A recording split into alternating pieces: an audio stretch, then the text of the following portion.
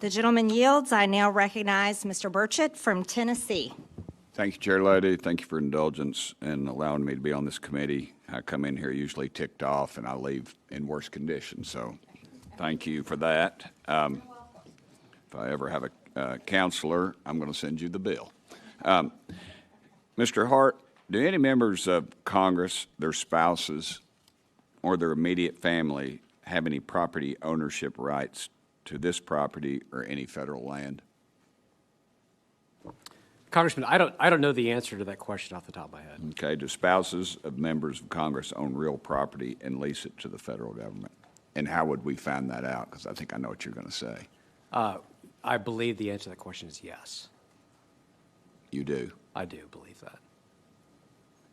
Is there any way we could verify that Well, information? you go to USA Spending and search, you open the books, our website, and you can look up members' names, you can look up any person's name, and find that information.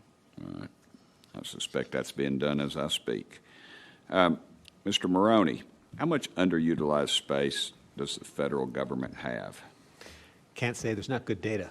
We just don't have data. It's going to come this summer. Congress has now required it, but prior to this, once you got outside of headquarters, there wasn't measurement of how much the I buildings were hate being these used. studies. Every day we vote on a new study, and I suspect there's some warehouse like in Raiders of the Lost Ark at the end where they're putting this, and our top people are looking at it, and there's these studies are just on these shelves in these vast warehouses. Would you agree with that assumption? There are a lot of studies.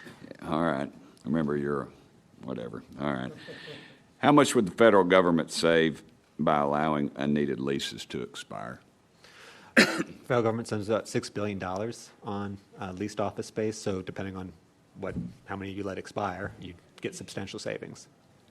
As I said up here, people chastise the thought of making a profit. To me, that's not an evil thing. That allows for more people to be employed.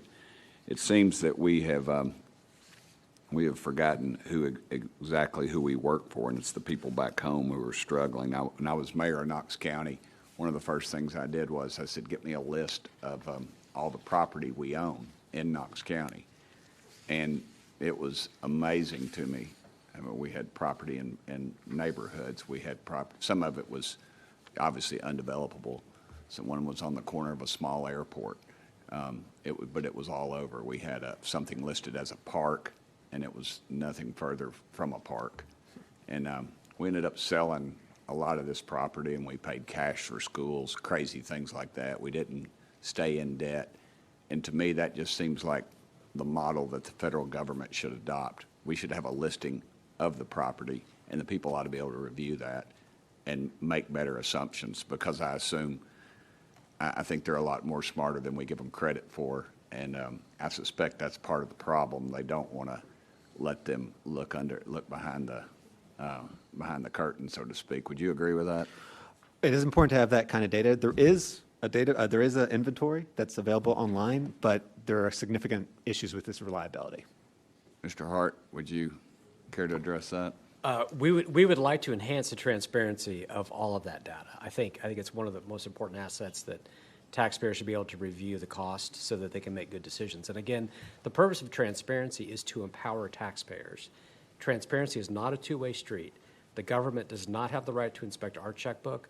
Taxpayers do have the right to inspect the government's checkbook because it's their money. Mr. Kendall, would you care to offer your? I'm all in favor of transparency. No objection.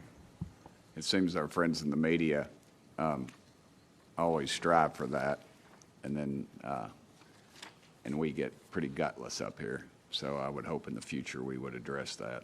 Well, I'll yield my 49 seconds back to you, Chair Lady. Thank you for your indulgence, ma'am.